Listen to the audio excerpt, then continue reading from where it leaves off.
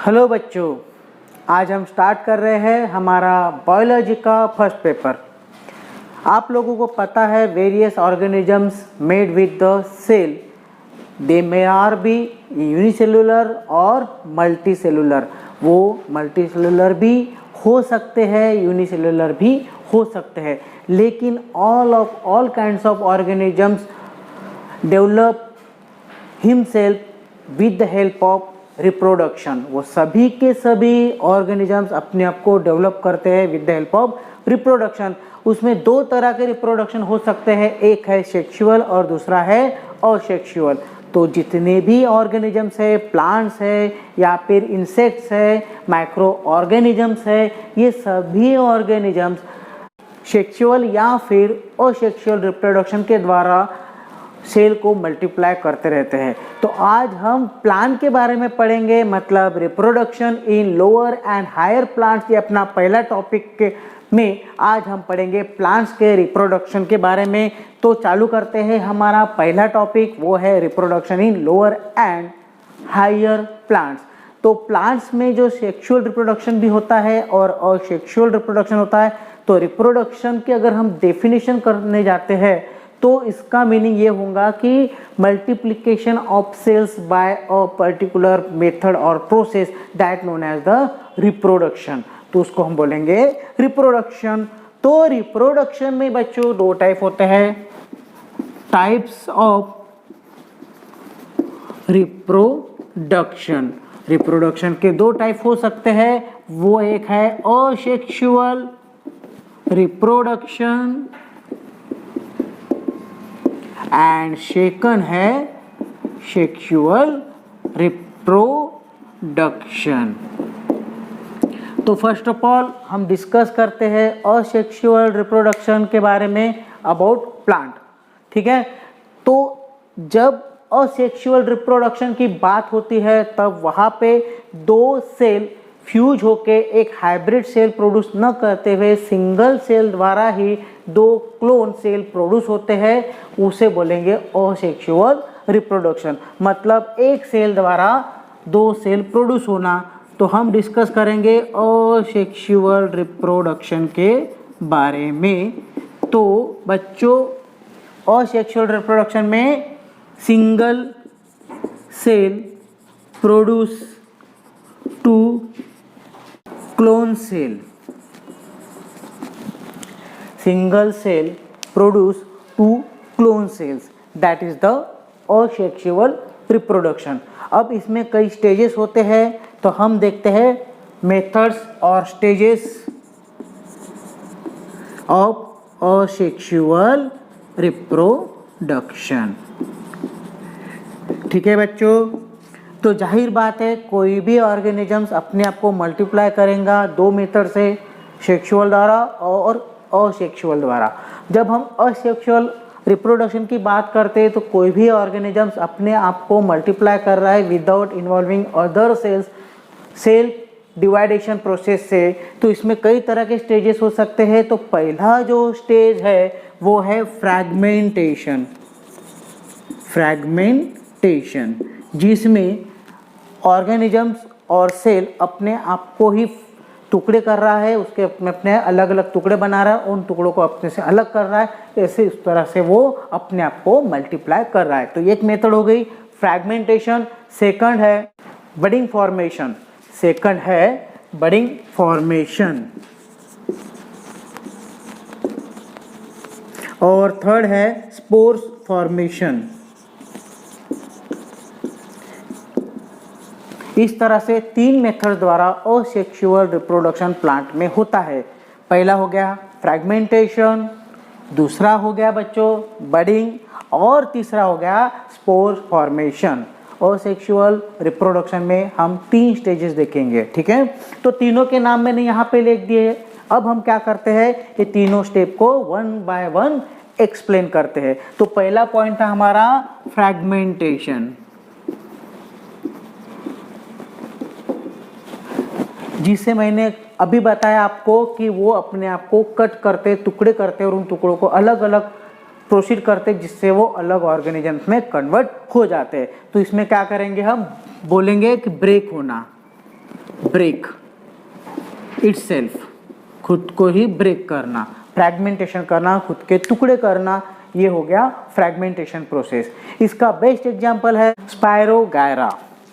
Example है multi cellular organism spirogyra. ये multi cellular organism होता है और ये अपने आप को फ्रैगमेंटेशन द्वारा मल्टीप्लाई करते रहता है। जब ये मल्टीप्लाई होने के बाद इंडिविजुअल सेल्स जो प्रोड्यूस होते हैं वो अपने आप को फिर ग्रोथ करते हैं, डेवलप करते हैं और उसकी तरह से न्यू ऑर्गेनिजम्स प्रोड्यूस होते हैं। सेकंड पॉइंट है अपना बडिंग।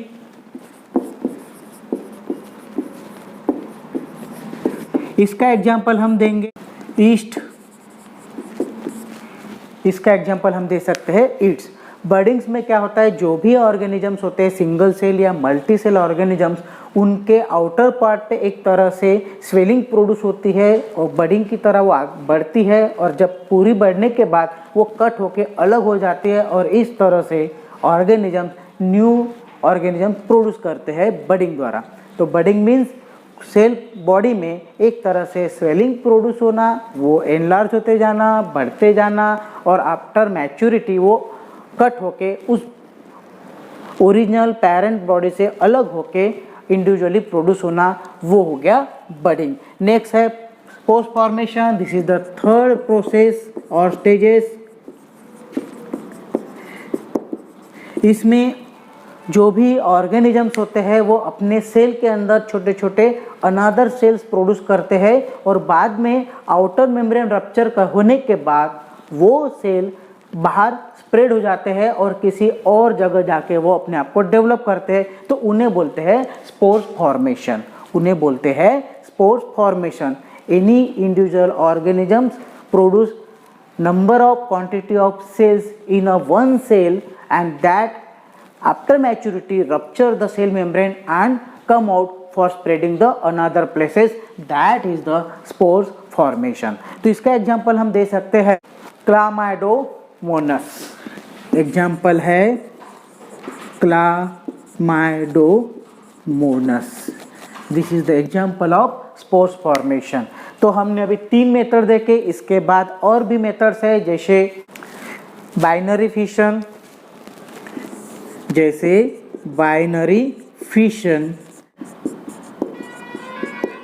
ये जो बाइनरी फिशन है ये अमीबा जैसे ऑर्गेनिजम्स में होता है। लिविंग ऑर्गेनिजम्स में, हम प्लांट की बात करें तो हमारे पास ये 3 स्टेज हो सकते हैं, मेथड्स हो सकते हैं, लेकिन अदर असेक्सुअल मेथड्स भी है जो लिविंग ऑर्गेनिजम्स या माइक्रो ऑर्गेनिजम्स में होते हैं। जैसे एग्जांपल के तौर पे हम अमीबा लेते हैं तो जिसमें बाइनरी फिशन होता है। सेकंड है कोनिडिया फॉर्मेशन और ये पेनिसिलियम में होता है। Penicillium is the micro organism. उसके बाद जेमुल्स फॉर्मेशन इन स्पोन्स।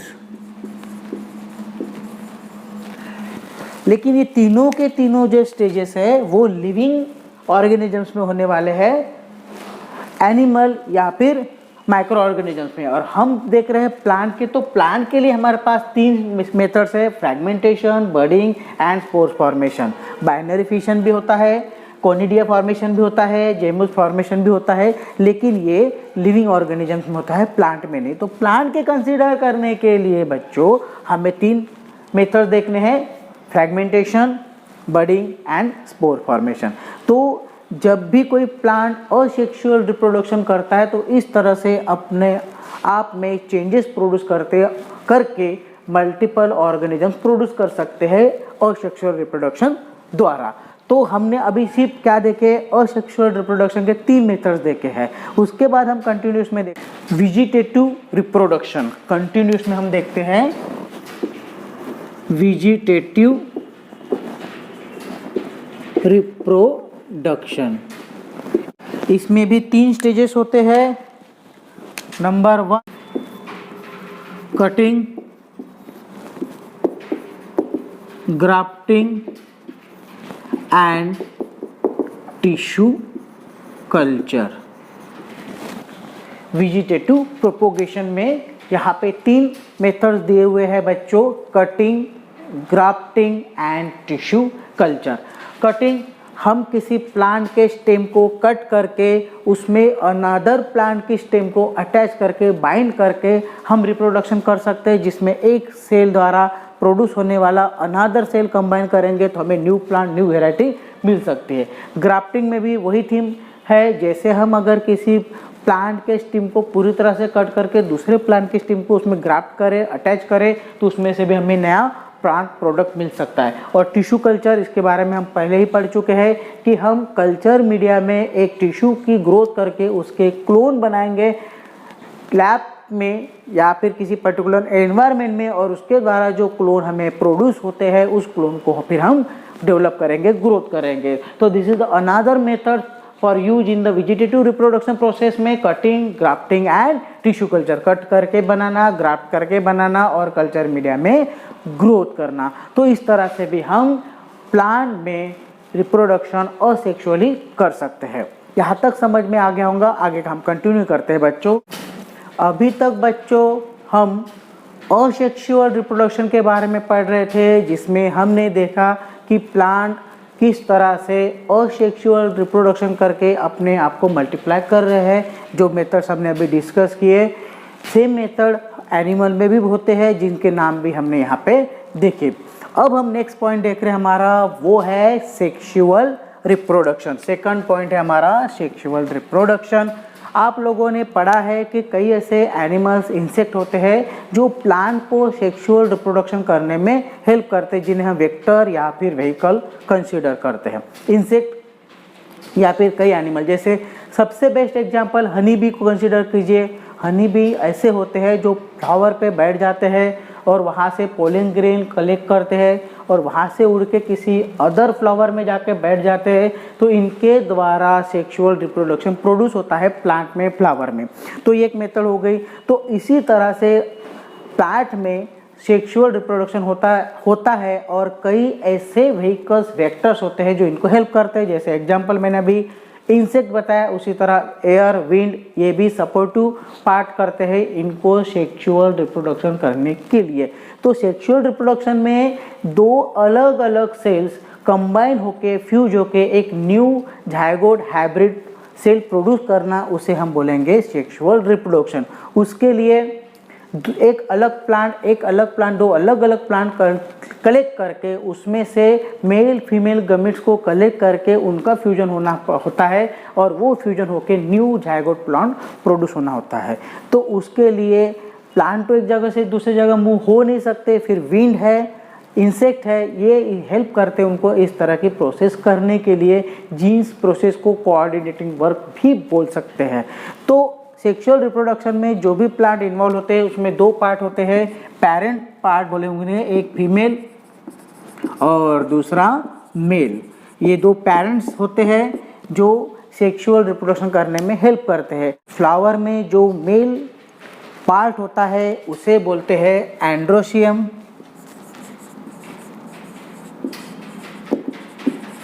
और फीमेल पार्ट होता है उसे बोलते हैं gynoecium. Female reproductive part in the flower name is the gynoecium and male reproductive part is named as the androecium. Androecium का जो पार्ट होता है फ्लावर में, ये 4, 5, 6 नंबर या 8 नंबर के हो सकते हैं किसी एक फ्लावर में। Number of androecium is more than 1, 1, 2, 3, 4, 5 ऐसे हो सकते हैं।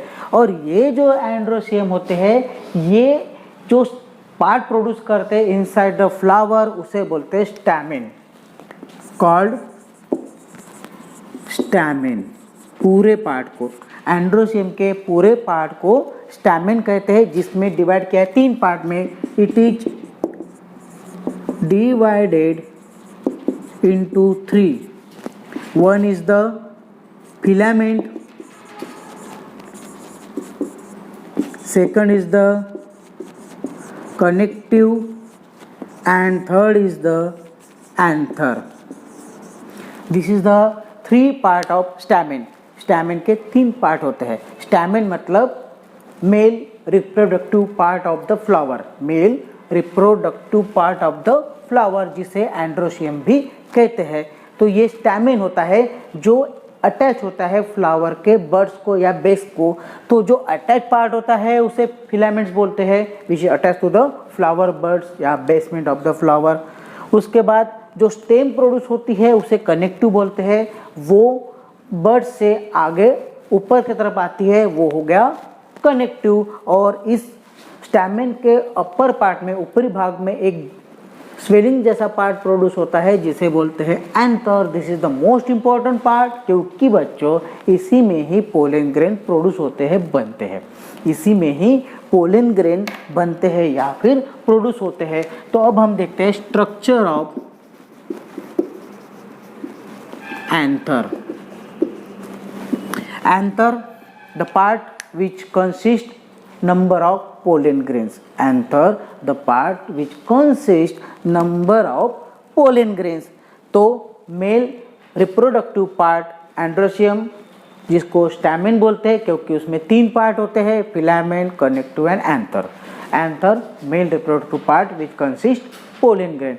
अब स्ट्रक्चरली अगर हम देखते हैं तो इसमें 2 तरह के एंथर हो सकते हैं।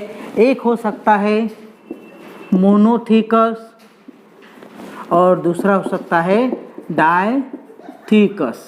2 हो सकते हैं। मोनोथिकस ऐसा एंथर पार्ट होता है जिसमें 2 पोलन सैक्स होंगे, 2 पोलन सैक्स, और डायथिकस में 4 पोलन सैक्स बनते हैं। अगर हम डायग्रामेटिकली अगर देखते हैं तो this is the monothecal anther, जिसमें 1 is pollen sac and second is the pollen sac. और अगर हम डायथिकस की पार्ट करते हैं तो इसमें इस तरह से 2 पार्ट बनते हैं, 1 2 3 4। तो ये हो गए 4 पोलन सैक्स। इस तरह के 4 पोलन सैक्स प्रोड्यूस होते हैं। ठीक है, मोनोथिकस 2 पोलन सैक्स कंसिस्ट करता है और डायथिकस 4 पोलन सैक्स कंसिस्ट करता है। पोलन सैक्स ये पार्ट होता है जिसमें पोलन ग्रेन प्रोड्यूस होते हैं या बनते हैं। तो स्ट्रक्चरली हम देखते हैं कि पोलन सैक किस तरह से होता है। यहाँ पे मैंने अभी स्ट्रक्चर निकाला है एंथर का। मैंने 2 पोलन सैक या 4 पोलन सैक ने सिर्फ एक सिंगल पोलन सैक का स्ट्रक्चर बनाया है, जिसमें मैंने यहाँ पे नाम दिए हैं। Pollen sacs made up with the cells. The outer most layer is the known as the epidermis. उसे एपिडर्मिस कहते हैं, जो आउटर मोस्ट लेयर होती है, और ये ट्यूबुलर फ्लैट सेल से बनी हुई लेयर होती है, outer most protective layer of the pollen sac, इसको एपिडर्मिस बोलते हैं। Second layer is the endothecium layer. ये endothecium layer fibrous thick longate cell से बनी होती है, जो जस्ट एपिडर्मिस के नीचे होती है। उसके बाद 3rd नंबर की जो लेयर है वो मिडल लेयर है, वो थिन लेयर होती है और प्रोटेक्शन करती है इनर पोलन सैक को। और जो इनर लेयर जो होती है tapetum layer, this is the directly connect with the pollen grain. तो पोलन ग्रेन से कनेक्ट हुई वाली थिन लेयर होती है, और इस टैपेटम लेयर का फंक्शन होता है कि वो पोलन ग्रेन को न्यूट्रिटिव वैल्यू प्रोड्यूस करती रहे, नरिशमेंट देती रहे। तो इस तरह से 4 लेयर से पोलन सैक बना होता है, एपिडर्मिस, एंडोथेसियम, मिडल लेयर और tapetum layer. Inner most layer is the tapetum layer, directly connect with the pollen grain. तो इस तरह से ये एंथर का स्ट्रक्चर प्रोड्यूस होता है, जिसमें पोलन सैक्स होते हैं। अगर वो मोनोथेकस है तो उसमें 2 पोलन सैक होंगे, अगर वो डायथेकस है तो उसमें 4 पोलन सैक्स होंगे। Each pollen sacs consist 4 layer, epidermis, second layer is the endothecium, third is the middle layer and 4 is the tapetum layer. 4 layer से बना हुआ पोलन सैक्स होता है। पोलन सैक्स के टैपेटम लेयर के इनर पार्ट में पोलन ग्रेन प्रोड्यूस होते हैं और ग्रोथ होते हैं। उनको नरिशमेंट देना और ग्रोथ करने के लिए एनवायरनमेंट प्रोड्यूस करने का काम भी टैपेटम लेयर करती है। एपिडर्मिस लेयर प्रोटेक्ट करती है पोलन सैक को आउटर शॉक इंजुरी से। इस तरह से पोलन सैक प्रोड्यूस होता है। अब हम देखते हैं कि पोलन ग्रेन किस तरह से डेवलप होते हैं। नेक्स्ट पॉइंट है हमारा, वो है pollen grains. Next point is the pollen grains. Pollen grains is the microspore. ये एक माइक्रोस्पोर्स है, हैप्लॉइड माइक्रोस्पोर्स है, जिसके प्रोड्यूस होने की प्रोसेस को बोलते हैं the process for production of pollen grain is called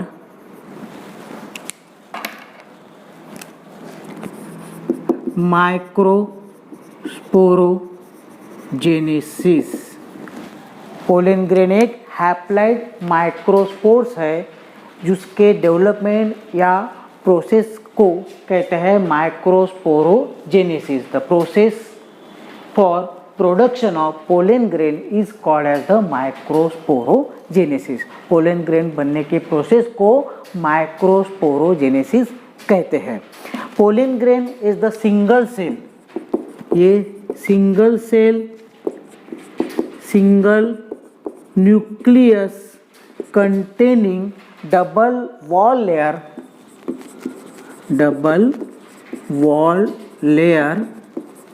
cell होता है। This is the single cell single nucleus containing double wall layer cell होता है। तो डबल लेयर होती है पोलन ग्रेन की, उसको कहते हैं is called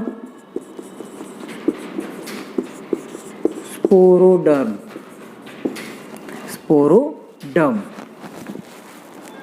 pollen grain double wall layer cell होता है, उस डबल वॉल को ही स्पोरोडर्म कहते हैं। एक सिंगल सेल है, single nucleus containing haploid cell होता है और इसमें डबल लेयर वॉल मेम्ब्रेन होती है, वो डबल वॉल मेम्ब्रेन को ही स्पोरोड्रम कहते हैं। स्पोरोड्रम की जो डबल लेयर होती है उसके आउटर लेयर को कहते हैं exine and intine. Exine and intine. Sporoderm is divided into two, outer is the exin and inner is the intin. Exin is the outermost layer which is a thick flatted shell made up with the layer. This layer protect the pollen grain cells by outer injury and the shock. Exin is made with the non-degradable substance and intin made with the cellulose and pectin.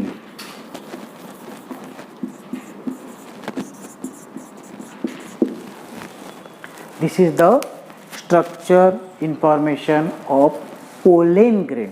pollen grain एक single haploid microspore होता है, single cell से बना हुआ, single nucleus containing, जिसमें double wall layer होती है, outer layer double wall से बनी होती है, जिसको स्पोरोडर्म भी कहते हैं। जो आउटर पार्ट को एक्जिन बोलते हैं, इनर पार्ट को इंटाइन बोलते हैं।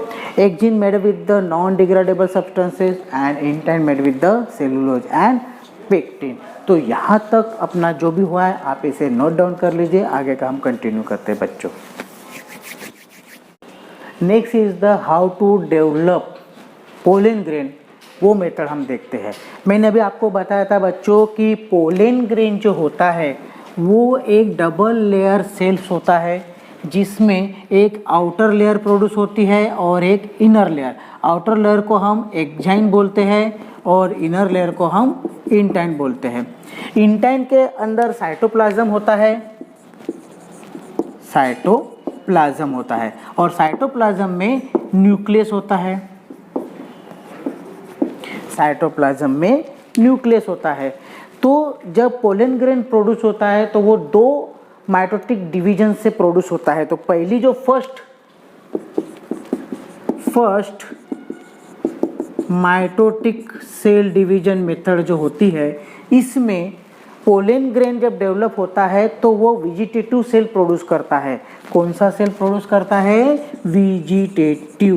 वेजिटेटिव सेल प्रोड्यूस करता है पहले फर्स्ट माइटोटिक सेल डिवीजन में। पोलन ग्रेन दो माइटोटिक सेल डिवीजन से बनता है, 2 माइटोटिक सेल डिवीजन से बनता है। फर्स्ट माइटोटिक सेल डिवीजन में pollen grain vegetative cell produce करता है, जिसमें उसका शेप बढ़ जाता है, लार्ज हो जाता है और जो एक्जाइन इंटाइन लेयर होती है वो फैल जाती है, थिन हो जाती है, साइटोप्लाज्म भी बढ़ जाता है और इस स्टेज में हमारा जो सेल होता है पोलन ग्रेन का, उसमें कई न्यूट्रिशनल वैल्यू मटेरियल प्रोड्यूस होते हैं न्यूक्लियस को डेवलप करने के लिए। ये फर्स्ट स्टेज हो गई, मतलब first mitotic cell division process हो गई, जिसमें पोलन ग्रेन ने लार्जमेंट प्रोड्यूस किया, मेम्ब्रेन को थिन किया, एक्साइन इंटाइन दोनों को, साइटोप्लाज्म की क्वांटिटी बढ़ाई, न्यूक्लियस का शेप इरेगुलर कर दिया और न्यूट्रिशनल वैल्यू बढ़ा दी ताकि डेवलपमेंट हो सके। सेकंड जो स्टेज होती है, मतलब सेकंड माइटोटिक डिवीजन जो होती है, सेकंड माइटोटिक डिवीजन प्रोसेस जो होती है, इसमें जो पोलन ग्रेन होता है इसमें टू मेल गमीट प्रोड्यूस होते हैं, प्रोड्यूस टू मेल गमीट्स, दो मेल गमीट्स प्रोड्यूस होते हैं। साथ में एक पोलन ट्यूब भी प्रोड्यूस होते हैं जिसमें पोलन ट्यूब न्यूक्लियस फॉर्म होता है, जिसमें एक पोलन ट्यूब भी प्रोड्यूस होती है इस तरह से।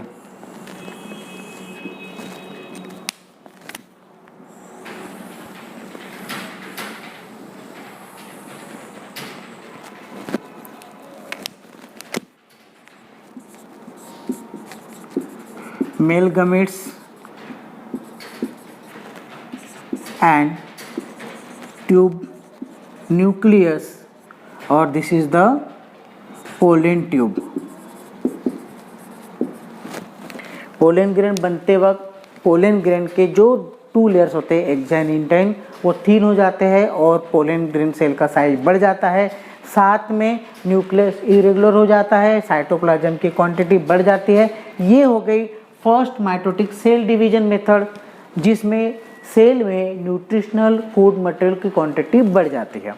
Second mitotic cell division process में पोलन ग्रेन का कन्वर्शन पोलन ट्यूब की तरह हो जाता है, जिसमें वो दो मेल गमीट्स प्रोड्यूस करता है, जिसमें टू मेल गमीट्स प्रोड्यूस करता है और साथ में एक ट्यूब न्यूक्लियस भी उसमें पोलन ट्यूब में आ जाता है, जिसमें एक्साइन इंटाइन ब्रेक होकर एक तरह से ट्यूब फॉर्म में साइटोप्लाज्म को कन्वर्ट कर लेती है।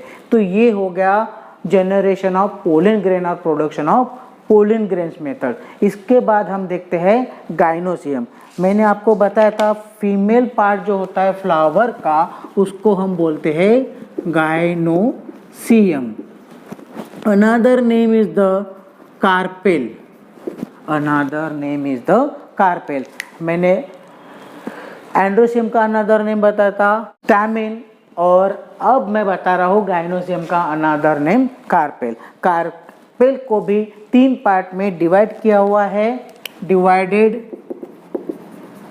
Into 3 part. कार्पेल को भी तीन पार्ट में डिवाइड किया हुआ है। एक होता है ovary, second is the style and third is the stigma. Carpel को भी तीन पार्ट में डिवाइड किया हुआ है। One is the ovary, second is the style and third is the stigma. Ovary consist the female gametes, ovary में female gametes produce होता है और ये पोलन ग्रेन के मेल गमीट्स के साथ फ्यूज होकर न्यू प्लांट सेल प्रोड्यूस करते हैं। तो हमने एंड्रोसियम देखे, एंड्रोसियम को हम बोलते हैं स्टैमेन, स्टैमेन के तीन पार्ट देखे थे। उसी तरह से फीमेल पार्ट को गाइनोसियम भी बोलते हैं और कार्पेल भी बोलते हैं। कार्पेल के तीन पार्ट हमने देखे, stigma the base part, style is the stem part and ovary is the upper part swelling like part which consist of female gametes. इसमें फीमेल गमीट्स होते हैं। यहाँ तक आपको समझ में आ गया। अब हम देखते हैं ओवरी का स्ट्रक्चर। फीमेल रिप्रोडक्टिव ऑर्गन जो होता है इसमें ओवरी होती है। ये ओवरी में ओवुल प्रोड्यूस होता है। Ovule is the eggs of the female reproductive organ, eggs जिसको हम ओवुल बोलेंगे। तो ओवुल का स्ट्रक्चर मैंने यहाँ पे निकाला है बच्चों आपको समझाने के लिए। ओवरी के अंदर जो ओवुल प्रोड्यूस होता है वो अटैच होता है ओवरी को प्लासेंटा के द्वारा। तो यहाँ पे ये प्लासेंटा मैंने शो किया है which attach ovary by the placenta. ठीक है, तो ओवुल प्लासेंटा द्वारा ओवरी को अटैच होता है। जब ये प्लासेंटा आगे बढ़ता है तो उसका कन्वर्सन एक राउंडेड शेप में होता है। उस आउटर मोस्ट पार्ट को, स्वेलिंग पार्ट को हिलम बोलते हैं। उसको हिलम बोलते हैं। This is the Oval outer most part, Oval का बाहरी जो पार्ट होता है उसको हिलम बोलते हैं। और ये बाहरी पार्ट प्लासेंटा से जिस चीज से अटैच होता है उसको बोलते हैं फ्यूनिकल, उसको बोलते हैं फ्यूनिकल। मतलब ओवरी से ओवल अटैच होता है प्लासेंटा द्वारा, प्लासेंटा को जिस पार्ट से वो कनेक्ट होकर शेप प्रोड्यूस करता है उसको बोलते हैं फ्यूनिकल। फ्यूनिकल आगे बढ़ के एक ओवल शेप लेता है, उसको बोलते हैं hilum. This is the ovule, ovule के आउटर पार्ट को, आउटर सरफेस को हिलम बोलते हैं। ये जो ओवल होता है इसमें दो न्यूक्लियस होते हैं। आउटर मोस्ट जो न्यूक्लियस होता है उसको प्रोटेक्ट करने के लिए दो लेयर प्रोड्यूस होते हैं, आउटर इंटीग्यूमेंट लेयर और इनर इंटीग्यूमेंट लेयर। मतलब ये जो बाहरी लेयर है वो इंटीग्यूमेंट, आउटर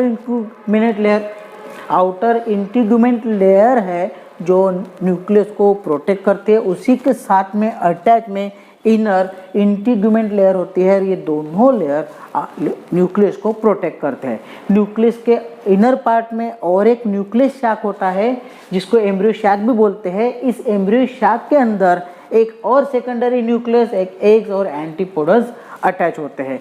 इस तरह से ओवल का स्ट्रक्चर बनता है। Oval, this is the egg of the female reproductive organ of the plant flower, जिसे ओवरी के अंदर प्रोड्यूस होता है। ओवरी के अंदर वो प्लासेंटा से कनेक्ट होकर अपना पार्ट प्रोड्यूस करता है। जो पार्ट प्रोड्यूस होता है फ्यूनिकल द्वारा आगे बढ़ के उसका स्वेलिंग बनती है जिसे हम हिलम बोलते हैं। हिलम की आउटर मोस्ट पार्ट है ओवल का, उसके इनर साइड में दो कवरिंग होती है जो न्यूक्लियस को प्रोटेक्ट करते हैं, उसको बोलते हैं इंटीग्यूमेंट, आउटर इनर इंटीग्यूमेंट बोलते हैं। Nucleus, this is the first part of the Oval. उसके अंदर भी एक एम्ब्रियो शाक होता है जिसके अंदर सेकेंडरी न्यूक्लियस, एग्स और एंटीपोडल्स होते हैं। इस तरह से ओवल का स्ट्रक्चर प्रोड्यूस होता है। तो आपको यहाँ तक समझ में आ गया होगा, आप इसे नोट डाउन कर लीजिए, आगे का हम कंटिन्यू करते हैं बच्चों।